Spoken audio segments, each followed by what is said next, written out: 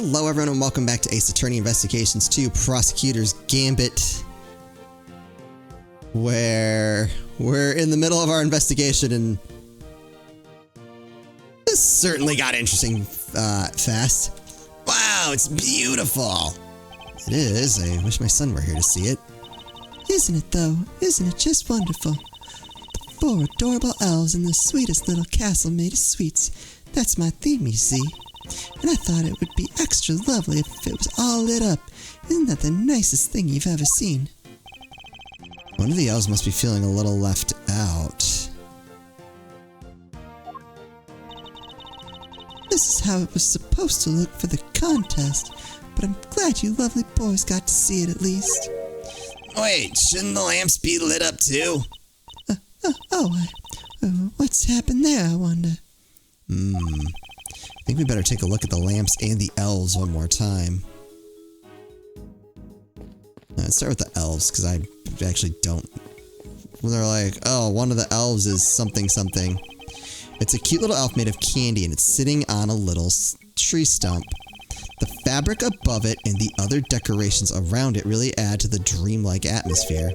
Stare at it for too long and we might get swept up in the fantasy ourselves.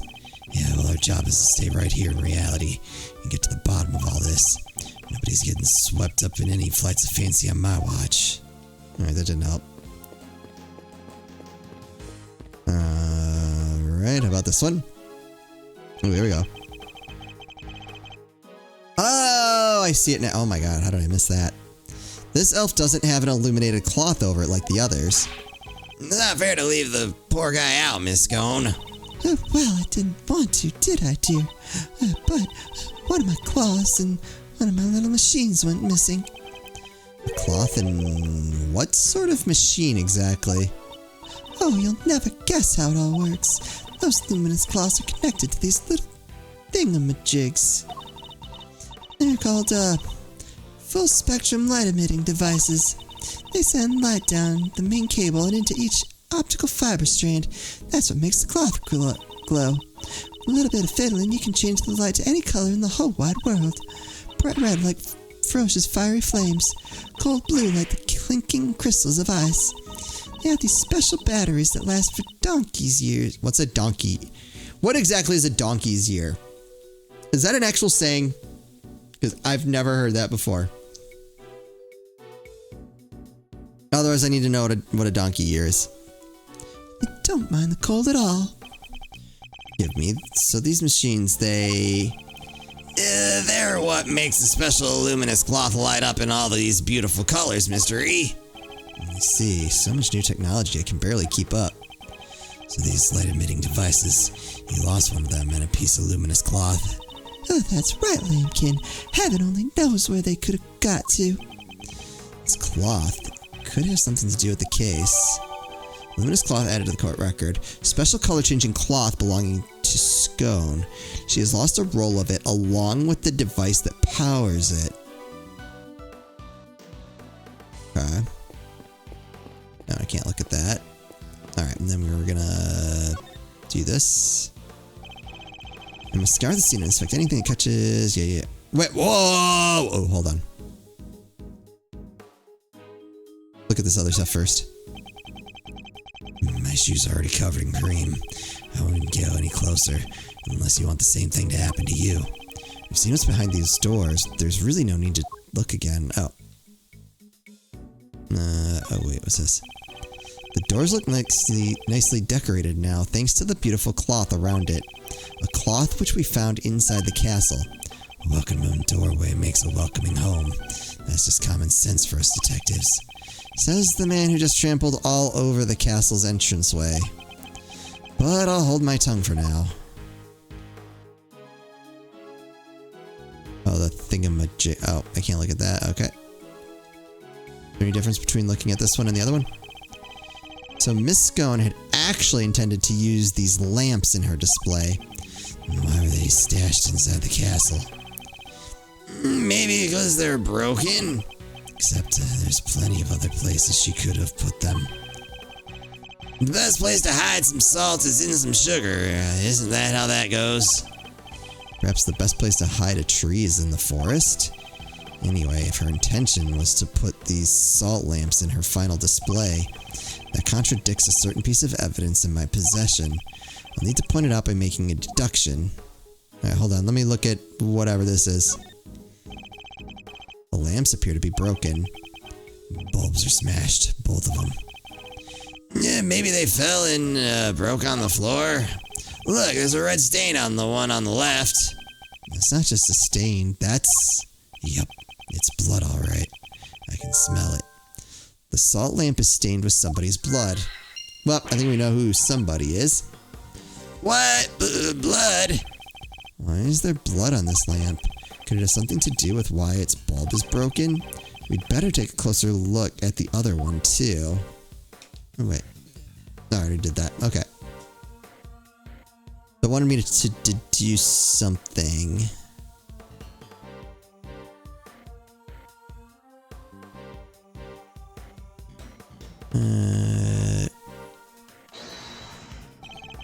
Could this be related to the evidence somehow? I don't know. Polyleak piece with Tangora's fingerprints on it. Contest rules. Someone left finger marks on the chocolate frame. Didn't leave any prints. I think we know who that is, in theory. That's Polyleak. Notes about the crime scene. The police are taking custody of the body. Right, where's the picture? Alright, so there's the cloth in there.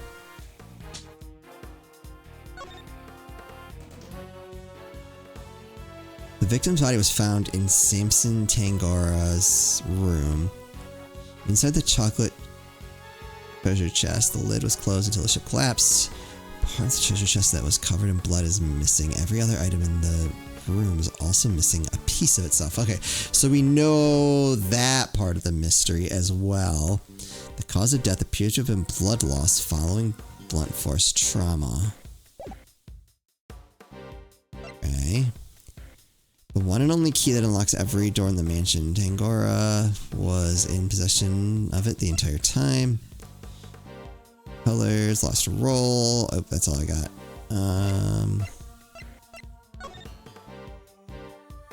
Judging will proceed clockwise, leftmost room. Non-confectionery items may not... Oh, wait, hold up.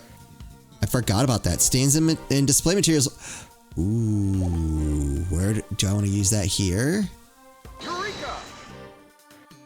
I almost forgot about that. Take a look at the list of rules for the contest, detective. Non-confectionery items may not be used as decoration. That means the salt lamps and the luminous cloths would both have been against the rules. Scone used decorations that weren't made from confectionaries. Is that why they were stashed away inside the castle? I think we need to dig a little further into this with Miss Scone before we can say for sure. Is that... yeah, okay.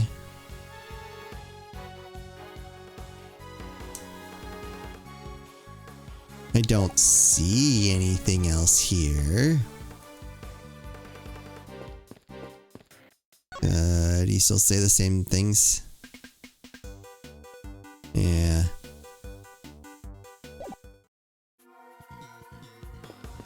Oh, didn't I get something that was gonna help me?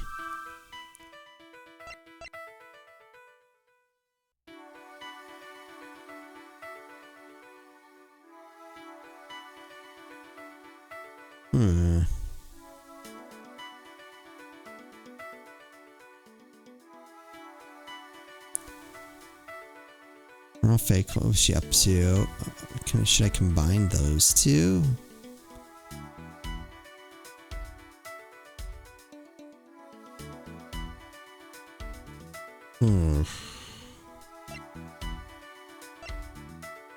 Oh, duh.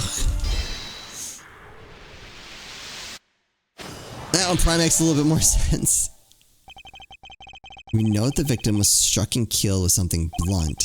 We found blood on one of the lamps, which has a smashed bulb inside. Could the lamp not have been the murder weapon? For sure, it could definitely do enough damage to kill someone. You, science guy, you finished analyzing the blood from the lamp yet? Yes, sir. Just got done a minute ago, sir. The blood is the victim's, no doubt about it. There you have it. Salt lamp found in Scone's room, stained with the victim's blood. So the murder weapon was hidden in Miss Scone's room. I'm beginning to think we may need to add her to our list of suspects.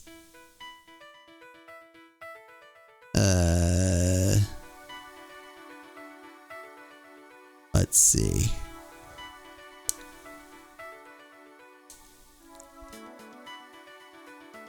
Still think those two, maybe? Okay, good, it took it. So not only did she use decorations that were against the rules, she didn't even make any real sweets. Miss Scone made a mockery of the rules. I don't so much care about the rules as much as what does that mean? Like what? Like even then, why would she not keep the room cold to keep the whipped cream from melting? That's weird. Yeah, guess she's not going to get crowned world's greatest now. Why is it so warm in here? Do you think it's got something to do with all this?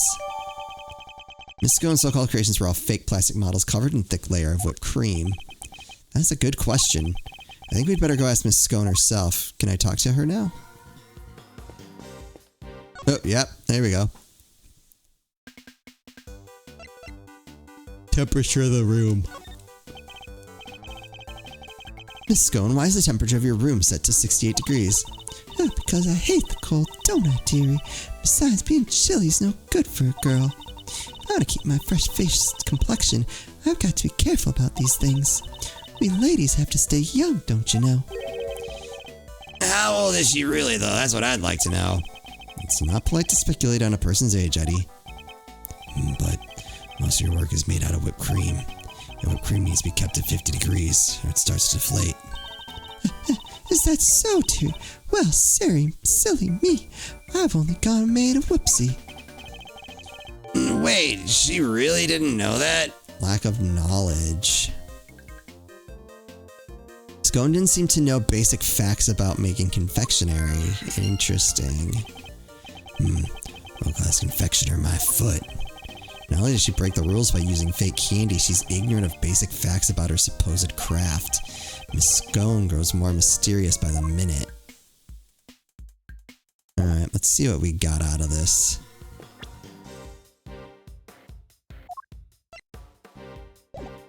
Wait, hold on.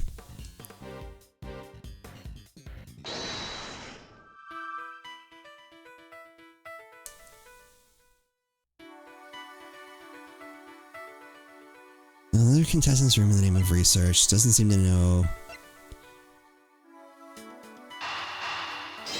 Did I go together? Yeah, score. Miss Scone appears to lack basic knowledge about how confectionery is created, and she says that she snuck into another entrance room for research purposes. Hardly the actions of a world-class confectioner competing for a major prize. Yeah, not how I'd picture top pro acting. Does she maybe just lack a little confidence, or is she not actually a confectioner at all? Perhaps she had another agenda altogether. After all, we only have her word for it that she went into that room to do some research. Wait, you mean maybe she went in there to commit a murder? There's no way of saying so for certain just yet, but she is hiding something, that much I'm certain of. Hey, we did it! That's enough investigating for now, don't you think? Yes, we've certainly found plenty of interest. Something's been bothering me for a while now. Mr. Von Karma would surely have found the murder weapon when he searched this room, and yet he didn't arrest Miss Scone. He didn't even seem interested in questioning her. I think our first priority should be to find out what he's really up to. Yeah, Detective Bad, I have a few things I'd like to ask Mr. Von Karma. Me too. Him and Scone. Eek! How could you, Betty Bumpkin? Stop staring at me like that. The appears Detective Bad is just as suspicious of Mr. Von Karma and Miss Scone as I am. Yeah, Miss Scone, would you be so kind as to accompany us? Of course, dear. Where are we off to? To find Mr. Von Karma.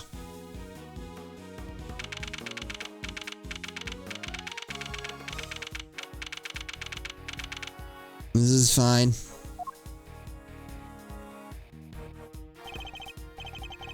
Mr. Von Karma, we'd like to speak with you, if that's alright. Judging by your faces, I'm guessing you found the murder weapon. We did. It was in Miss Scone's room. Which means that Mr. Tangora should no longer be the only person of interest. Nonsense. It doesn't matter where the weapon was found, Tangora is guilty. And as long as this is my case, guilty he shall remain. How can he be so sure of Mr. Tangora's guilt? You have an explanation, I assume, for why the murder weapon was in Miss Scone's room. Of course I do. And I'll be delighted to share it with you. Whoa, here we go! The murder weapon. Tangora killed Frost with one of Scone's salt lamps in order to frame her for the murder. To complete the deception, he took it back to her room once the deed was done. After all, if it had been found near the victim's body, Tangora would have seemed doubly suspicious. A body may be hard to move, but a murder weapon considerably less so. And that is why there was no piece of evidence on the scene that pointed to a particular suspect. I don't know if that's true. So it's your assertion that Mr. Tangora took the salt lamp back to Miss Scone's room? It is indeed. But it is more than an assertion. It is a fact based on my own investigation. You mean you have proof that he did so? I don't need any such thing. What? If you have a rebuttal, I'll be happy to hear it. But I highly doubt you'll be able to fault my logic.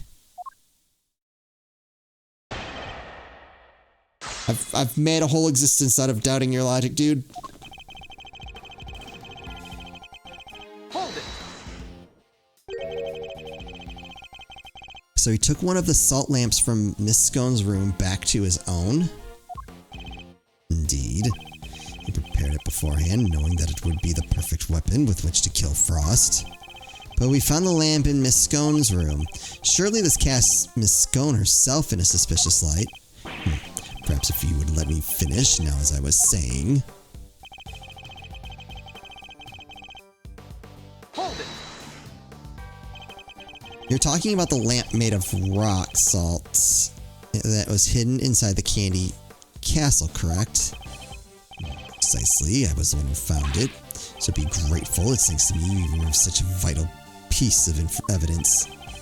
What made you go inside the castle in the first place, if you don't mind me asking? Yeah, good point. Maybe you just wanted to see what it was like in there. Fools. You think I went in there on a whim? I went in there because detectives are an incompetent lot, so I investigated it myself. But I had nothing to do with the initial investigation. That's right, Detective Bad wasn't a part of this investigation until very recently. If you want my trust, Detective, you'll have to earn it. And a good first step would be to stop wasting my time. Now if you'll allow me to continue. Hold it. I mean, it kind of makes sense, but also no. Just no. But he came under suspicion anyway due to the body being in his room. So why... Would you like to hear a favorite expression of mine? Even a dog can hold still and stay. Now let me finish. If only I could say the same to you. Hold it. It's pretty true. So you think he hid the body in the chest but removed the murder weapon from the crime scene? Yes, he foolishly believed his own creation to be the perfect hiding place. Eek, I'm sorry, I had to help myself. Think you mean you couldn't help yourself? No? Doesn't seem very sorry to me. In any case, the weapon was taken away while the body remained at the scene of the crime. And that is why there was no piece of evidence on that yeah. But if there's no proof, how can you say for certain that Mr. Tangora is the culprit? Is that the best you can do at pressing me? Listen here, the presence of the body in Tangora's room is in itself proof enough of his guilt. And you didn't find evidence pointing to any other possible suspects. Perhaps you should take another look. You might... You really don't give up, do you? There is no need to take another look. Tangora is guilty, end of story. If you insist on asserting otherwise, then show me some proof to back up your ridiculous claims. I have to think back over the scene of the crime. If Mr. Tangora really isn't guilty, then there must be something that points to somebody else. Pressing Mr. Von Karma on any of his statements won't have much of an effect, I fear. Probably the type of thing you tell us before we've pressed every single statement and now have nothing to do but present evidence. My only hope is to find a piece of evidence that contradicts his claims. Alright, I guess we see... So we know that's not true. But I don't know that we have any evidence that kind of points in another direction. Complete deception. He took it back to a room once the deed was done. He took it back to the room once the deed was done. I don't think that... I mean, really all we can do is try to cast suspicion on one of the other people, but I don't think we have very much on them. Had been found near the victim's body, Tangora would have seemed doubly suspicious. I mean, had he been able to do things the way Von Karma's describing, like had he done it that way, it probably would have been pretty convenient. But a murder weapon is considerably less so. Do I have like a trebuchet in my court record? There's no piece of evidence pointing towards a particular suspect. Is that true?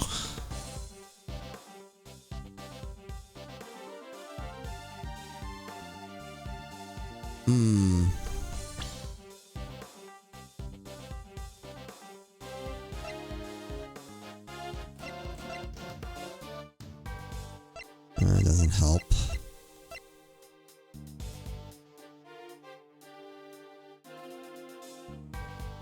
Yeah, I lost a roll of it along with the device that powers it.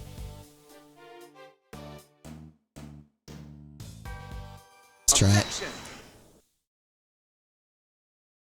Got him. It's true the murder weapon and the bloodstained chocolate were removed from the scene of the crime, but something else remained that does point to one person in particular. And we will talk about that thing in the next episode. Hope you're looking forward to that. We can continue to battle Von Karma. I'm really excited that they added not just this chapter, but we get to battle against Von Karma. We've got Eddie with us playing his Etrostat. This is really neat. I'm really enjoying this. I hope you are as well. As always, thank you all so much for watching, and I'll see you next time.